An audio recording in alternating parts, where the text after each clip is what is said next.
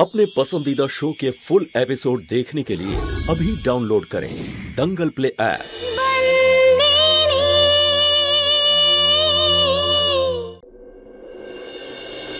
আপনার স্ত্রীকে অপারেশন থিয়েটারে নিয়ে যাওয়া হচ্ছে আর ওনার অপারেশন শুরু হয়েছে অনেকক্ষণ হয়েছে। আপনি অনেকটা দেরি করেছেন। দেরি হয়ে গেছে তো মানেটা কি? এর থেকেও বেশি দেরি যদি হয়ে যায় না অনেক বড় অঘটন ঘটে যাবে। ও কোথায় আছে এখন? ওইদিকে।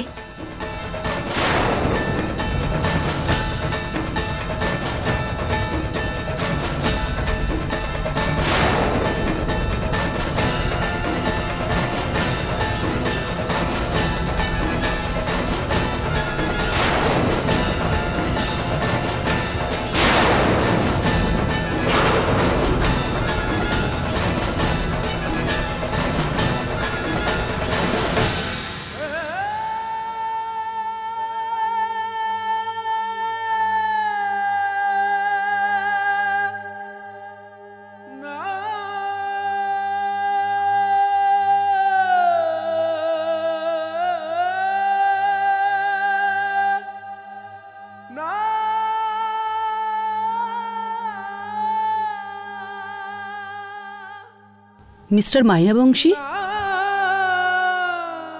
মিস্টার মাহিয়াবংশী,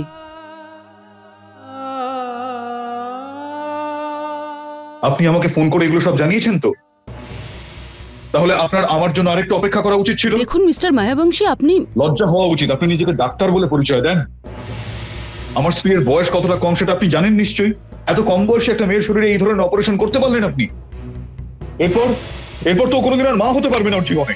দেখুন, আমি নিজেই এই অপারেশন করার জন্য রাজি হচ্ছিলাম না, কিন্তু এই অপারেশনের জন্য আইনত শুধু মেয়ের সম্মতি থাকলেই হবে। তো এই জন্যই আমরা বাধ্য হয়ে ওনাকে অপারেশন থিয়েটারে নিয়ে গিয়েছি। কিন্তু তবুও একটু তো আমার জন্য অপেক্ষাও করতে পারতেন আপনি। এবার আমি কি করব? আমার স্ত্রী তো আর কোনোদিন মা হতে পারবে না, তাহলে আমি কি করব বলুন? আপনি ভুল বুঝছেন মিস্টার মায়াবংশী, এরকম কিছুই হয়নি। আরে কি হয়েছে তাহলে বলুন। আমি ওনার অপারেশন করিনি, শুধু ওনাকে অ্যানাস্থেসিয়া দিয়ে রেখেছি যাতে উনি মনে করেন যে ওনার অপারেশন হয়ে গেছে।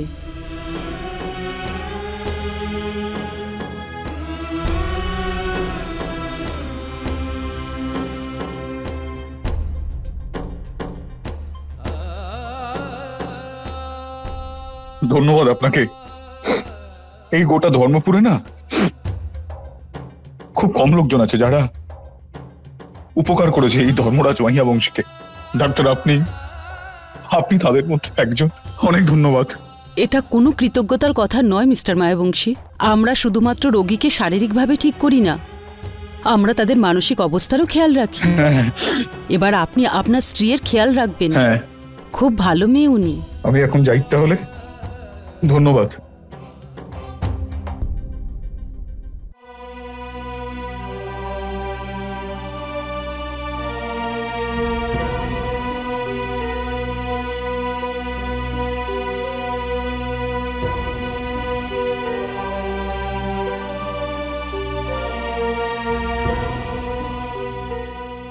তুই এটা ভালো মতন জানিস যে আমি মিথ্যে কথা একেবারে পছন্দ করি না, কিন্তু তবুও তুই মিথ্যে কথা বলে যাচ্ছিস। তোর এটা জানা উচিত যে স্বামী স্ত্রীর সম্পর্ক এতটাই পবিত্র হয় যে সেখানে মিথ্যার কোনো রকম স্থান থাকতে পারে না। তাই এই বিষয়টায় তোর শাস্তি হলো যে আজকের পর থেকে তুই এই বাড়ির বাইরে কখনো বেরোতে পারবি না।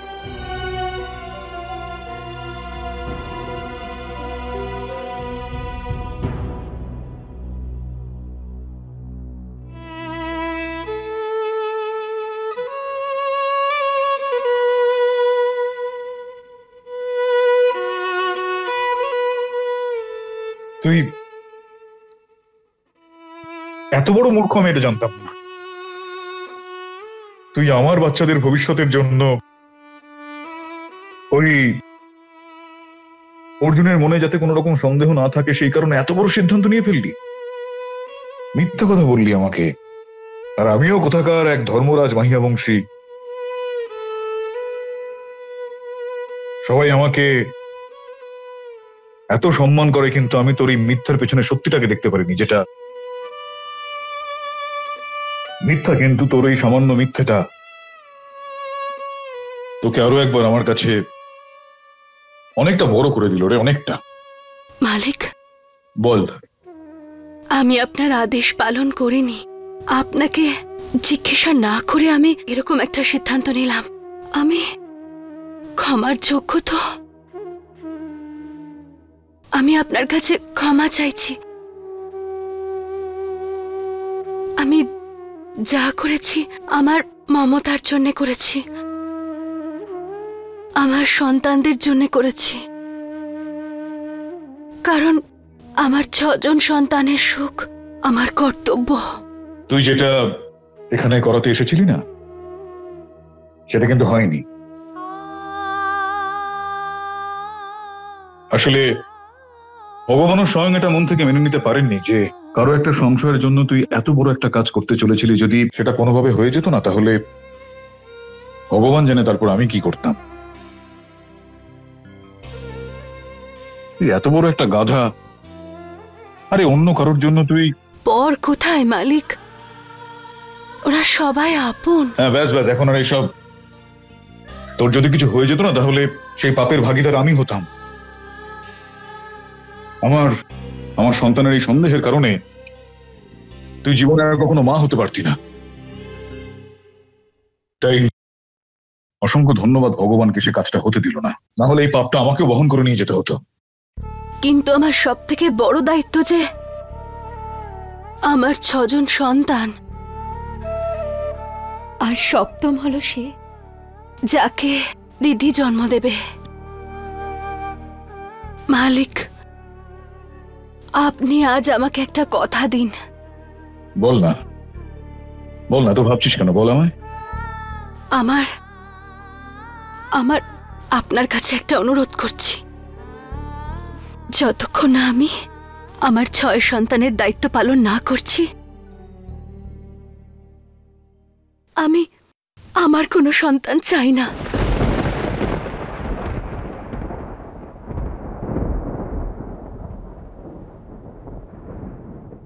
তোর কোনো ধারণা আছে তুই কি কথা বলছিস? একদিকে মাতৃত্ব, আরেকদিকে মমতা, দুটোর অর্থ একই মালিক। কিন্তু যতক্ষণ না আমি আমার দায়িত্ব পালন করছি, আমি সন্তান চাই না। আমি 7 জন সন্তানের মা। আরেকজন যে সংসারে আসেনি, তার জন্যে আমি আমার ওই সন্তানদের দুঃখ দিতে পারবো না যারা এই সংসারে আছে। গাধার মতন কথা বলছিস তুই। আমি তোকে আগেই বলেছিলাম না যে তুই একটা পুরোপুরি মূর্খ। কি সব বলছিস? আমাকে কথা দিতেই হবে মালিক। আমি কাজটা করতে পারবো না, আমি এতটা স্বার্থপর নই। কিন্তু আমার মমতা তো স্বার্থপর। একবার যখন না বলে দিয়েছে তখন না, আমি পারবো না এটা করতে। মালিক, আমাদের বিবাহ বার্ষিকী আসছে। আমাকে এই কথাটুকু আপনি ভিক্ষা দিয়ে দিন।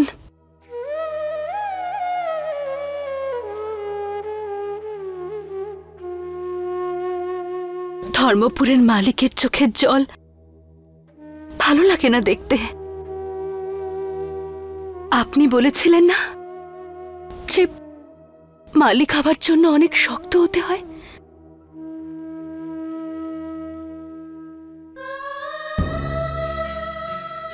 আমাকে কথা দিন না মালিক।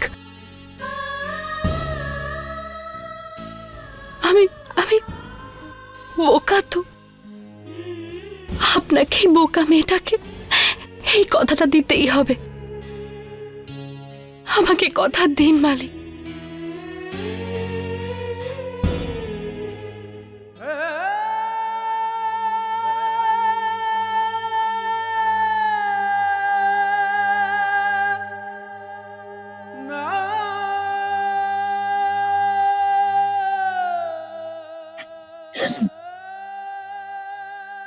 ঠিক আছে,